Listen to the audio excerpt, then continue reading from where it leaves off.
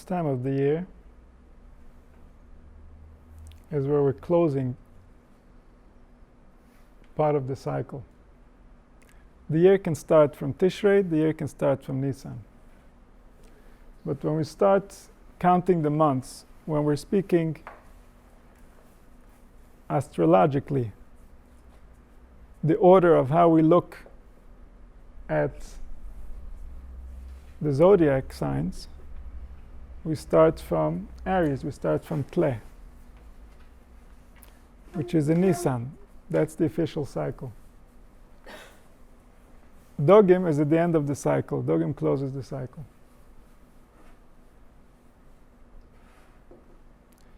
And in this month we have very interesting celebrations. It's different than all the other months. It was added later. It was a celebration of the Persian exile. We are an interesting people. We celebrate every exile. We celebrate all the wrongs that happened to us. Not only do we celebrate, we make our children and grandchildren celebrate. And that's because we believe in the one that made everything be. And we know that everything we lost is going to be given back to us, plus interest. And so, if we lost something, we have to keep a note. We have to remember what we lost, so that we know what we're owed. We know how much we've come down from where we were meant to be. The Persian exile was the beginning of what we might call today organized religion. The power of the Persians came from a prophet called Zoroaster. Zoroaster made a tremendous change in how people looked at the spiritual. And at that time, that's where the power was. That's where the height of the nations was.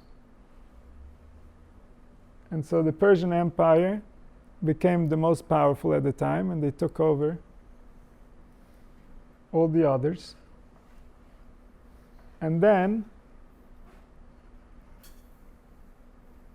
they started spreading their belief system. Although part of their belief system was that they allowed for other religions. This is why, in their time, Klal Yisrael was able to rebuild the Beis HaMikdash. The second Beis HaMikdash was built in this time of the Persian Empire.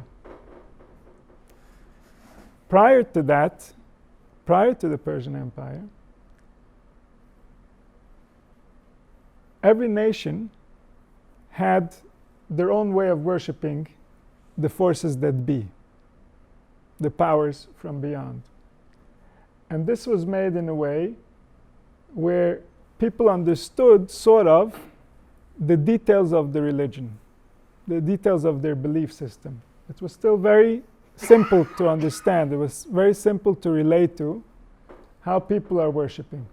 Of course, idol worship was rampant. People understood a little bit the forces that create nature, and everybody wanted to somehow gain favor in the eyes of these forces, meaning they wanted to develop their power so that they can have more.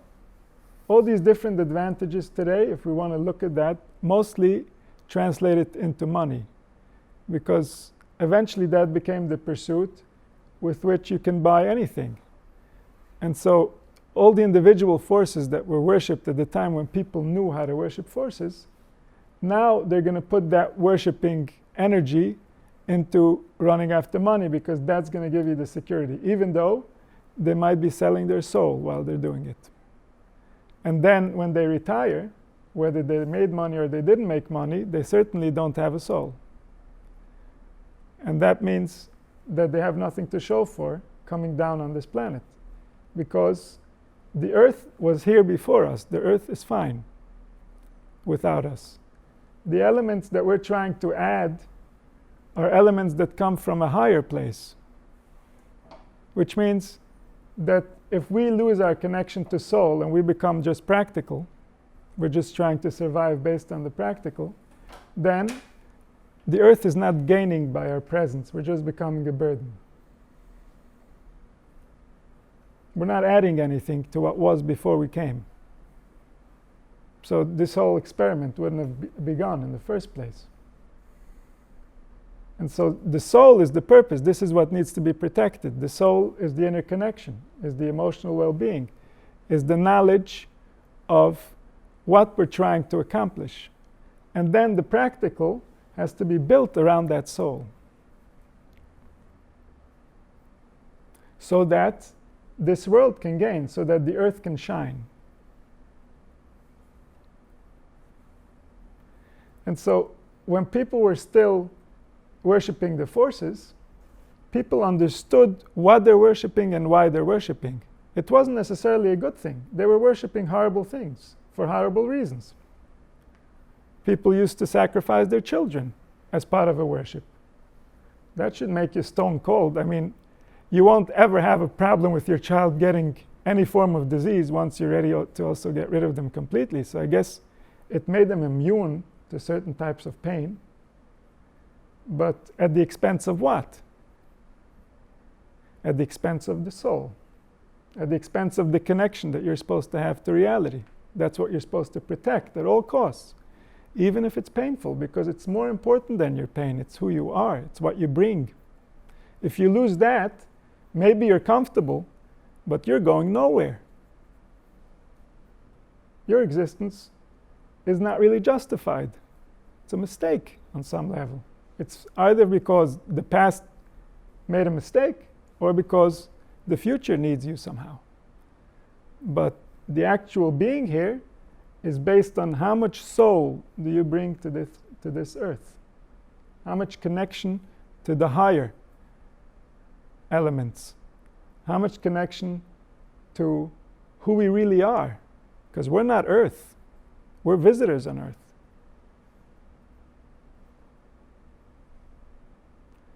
So when Zoroaster came, he had a beautiful conception of combining all evil into one entity and combining all good into another entity. So people stopped getting confused about all these different forces.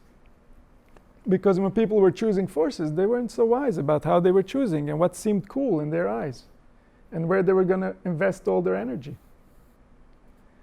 So Zoroaster said, whatever is good to humans comes from the good mind. And he's the good one. He is in charge of all good. And whatever is bad for humanity comes from the bad mind. And he has the power of evil. He is there to balance things out. And from him we have to be careful. Him we have to avoid. So this was a very humanitarian approach. And it really created a very, very powerful kingdom. Because under this conception, all religions are okay as long as they don't violate certain, as long as they don't go into the worshipping of the bad mind. So worshipping good mind, we all worship good mind, everybody according to their understanding. But what happened to us? We know more than just good mind, bad mind. We have a lot more detail than that. Our worship was understood in the time of the idol worship. The idol worship was a certain language, and we said, this language has to be used this way, because this is the way we understand it. If you do idol worship the other way, it doesn't work. Our language is based on idol worship. It speaks about not doing idol worship, and it says this is what you need to do instead of idol worship. It's based on a mind that's been programmed by idol worship. That's the norm, that's the culture. And then we're going to tell you how to do it right and how you do it wrong. Suddenly, there is no idol worship. There's good mind, there's bad mind. There are no forces. The details are simply whatever the prophet realizes is good. a lot of sanitary rules. The Persians became extremely obsessed with sanitation because everything dirty and everything that loses its life force belongs to bad mind. And so it started getting interesting in the directions in which they took it, but they had their interpretation, and this became a norm. This became the accepted. This was the highest level of that time. And that's why the prophecy was there, that's why the power was there. So when Ahasuerus is sitting on his throne, he really is the ruler of the world. Not only on the physical planet, but also in the spiritual.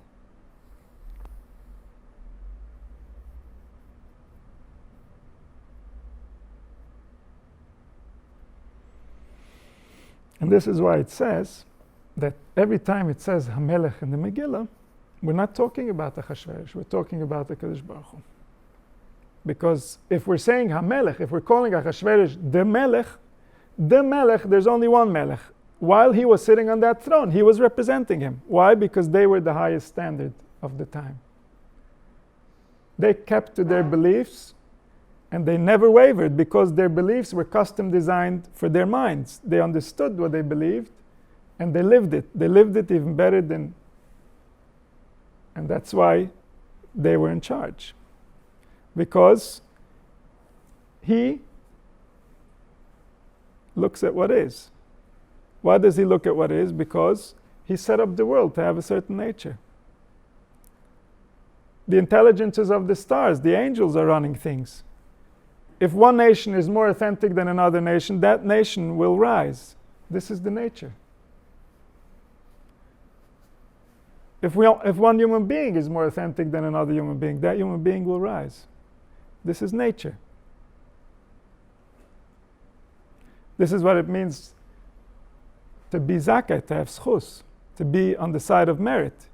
It means that based on nature, based on how you behave, based on how you interact with reality, you're now in a higher place in the spiritual realms. You perceive from a higher perspective, and your word is more meaningful to the angels.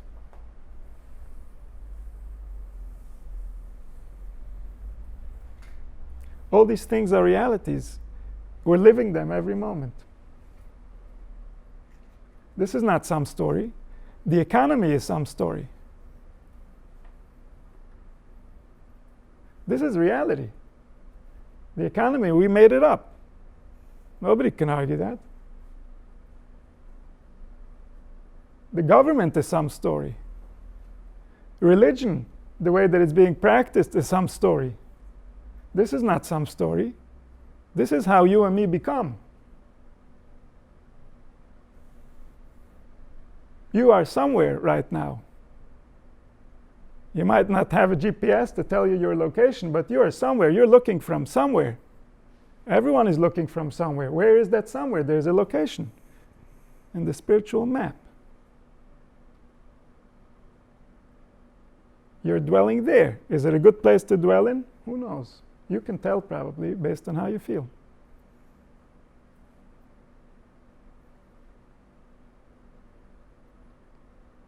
But this is how the world works. And so these great people, they're not just great here. If they're great, they're great. If they're big, they're big.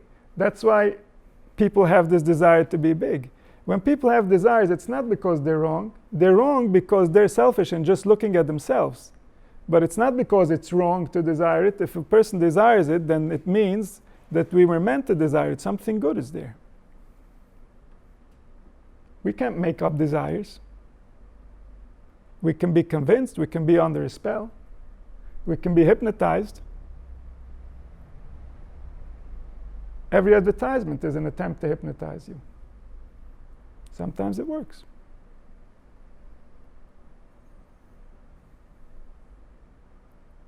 But if we desire, something in there is real. This is our nature. It's an instruction. Because if we kill a desire, we're killing life, we're killing human life. we're losing some of our blood. So we have to be very careful about which desires we kill and when and how. Young people, it's easier to kill desires. Older people, killing desires becomes more and more difficult, more and more dangerous for their mental and emotional well-being. Because a desire is not a simple thing. Until we get a desire, a lot of effort, a lot of life force, a lot of energy was created, was invested in order to make us desire. This is what makes us shine. If we don't desire, we are worthless.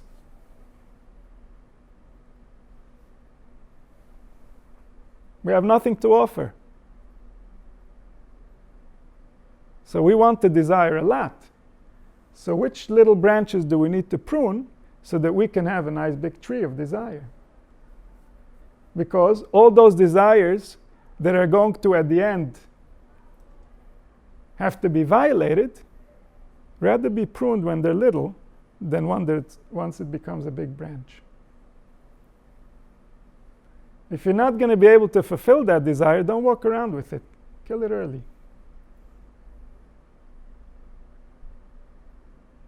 But a desire is a real thing.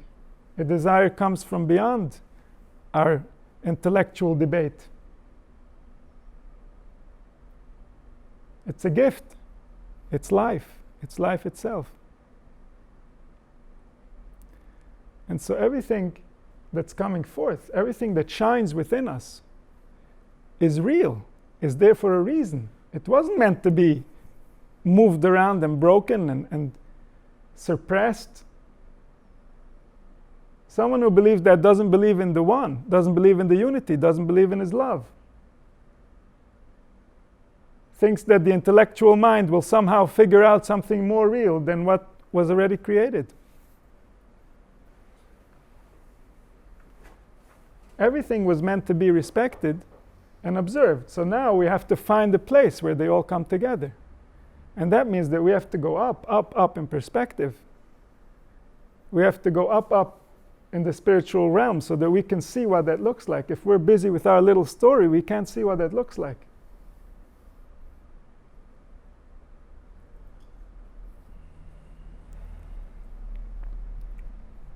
And so the whole Megillah is teaching us that essentially what seems to be Achashverosh is not Achashverosh. It's what's really best for humanity. That's what creates reality.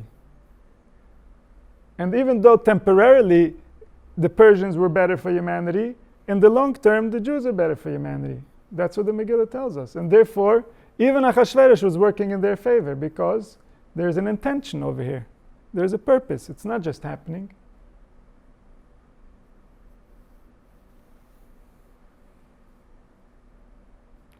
And so that from here we learn that even the darkness is light. From here we see that what seems to be natural, because there was no ness, nothing over here happened miraculous, there was no splitting of the sea, there was no demonstration of power, there was a natural story where you don't see the hand. But if you look at how it starts and how it ends, you recognize that there are some fingerprints here. Someone touched this somehow. And so it's only by looking in the context that we see, oh, hang on, there is a pattern. It's not all meaningless. And so from here you see that everything that happens is exactly the same way. It's not that he's limited and only at the top he has a plan. He has a plan for every single one. Why? Because the way that it plays out is the plan. The physical programming that results in how we are is the plan. We can never leave the plan. The plan has a reaction to every action. You try it and you see. Tell yourself anything you want and see something will come back at you. Because the plan has a plan. You can't deceive the plan. The plan is, and you're running around it.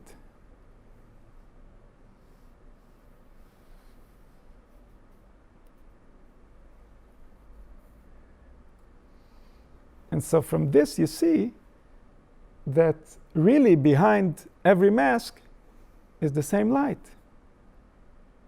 Really behind every situation is the same situation.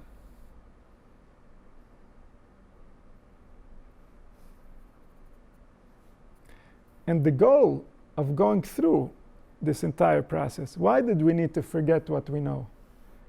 Because when we knew it, we didn't use it in our own favor. We didn't really understand how vulnerable we are versus the bigger powers that are always in place and are always keeping track. They're always keeping track of everything that's happening. We're working within a framework. And so when we had the power, if a person has complete power over his body, so that everything will always function exactly the way that it's supposed to, regardless of the circumstances taking place around him. How easy would it be for that person to become corrupt? If someone really knows that they're safe, then they start taking things to all kinds of limits. What keeps people away from the limits is fear. When people know the truth, they lose their fear.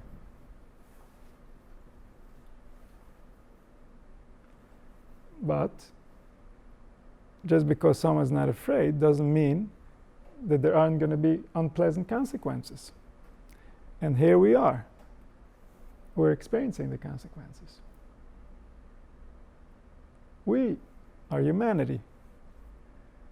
We don't have to look at each individual story and figure out how he got this piece of the story. It doesn't matter. We are humanity. We messed up. And now we're here. This is the reality. This is what happened. Nobody will argue. Look at history and you'll see. You need to know exactly the name of the previous one that you were, or which piece of you was in which one. Doesn't matter. We got it wrong. We were very powerful and we got it wrong. And now we're not so powerful. So now we better get it right. Now if we don't get it right, it hurts. We don't have the power to stabilize like they did. We feel it when it doesn't go right. And it doesn't feel nice. It's like HaKadosh Baruch Hu told us, V'noichi haster aster. Aster starts Megillas Esther. It says, Esther min HaTorah minayin, V'noichi haster aster. Esther, Zoroaster. First he was hidden when they were worshipping the idols. Then he was hidden when they stopped worshipping the idols. Then he was hiding within a hiding. We don't even know it's hiding or where it's hiding.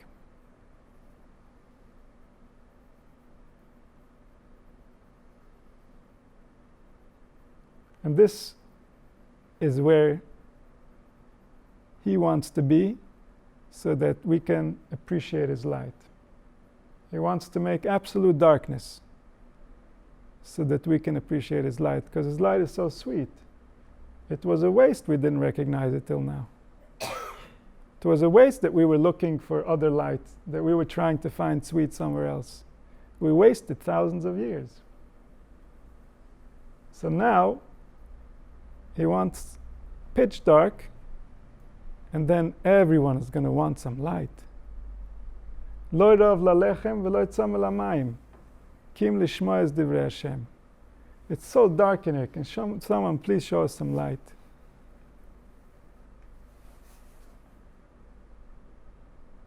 This was part of the plan. This didn't happen by accident. Not only was it part of the plan, human beings were involved in planning this. Our ancestors planned this on us because we made some big mistakes. Very, very big mistakes.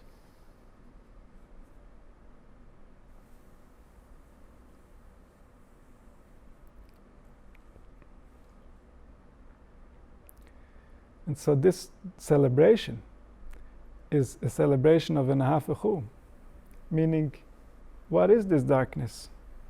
This is no random darkness. This didn't just happen. This is no accident. This is pure light. This is by design. This is on purpose. In this darkness is the highest light. In this darkness of knowing that where humanity is darkness, within this is the light. If you believe that this is the light of humanity, you're in pure darkness. If you believe humanity is in darkness and really there is light, there is something that they should be other than this, that's the light. That's the highest level of light, the highest form of light. And to know that all this is a process of revelation. We're serving for the process because the process is so valuable. We'll get our peace. You know why He's not concerned to use us? Because He knows our ambitions. We don't ask for much. We come cheap. We're very cheap labor. He knows that whatever He has to give is infinitely more pleasant than what we would ask for. And therefore, He doesn't need our permission. We're selling our day for a few $100s. He wants to give us something that's worth more than all the money in the world. And so, we are working to reveal His light. Even the ones that are working to conceal His light are working to reveal His light. We are His light. Every little spark. Everything that exists is His light. And this light will shine. And those who have been in conflict with this light will feel very dark when this light shines.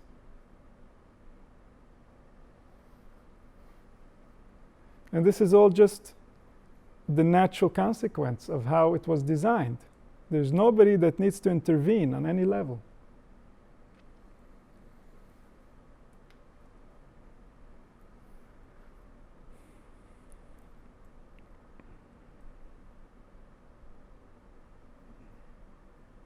So may we have the merit that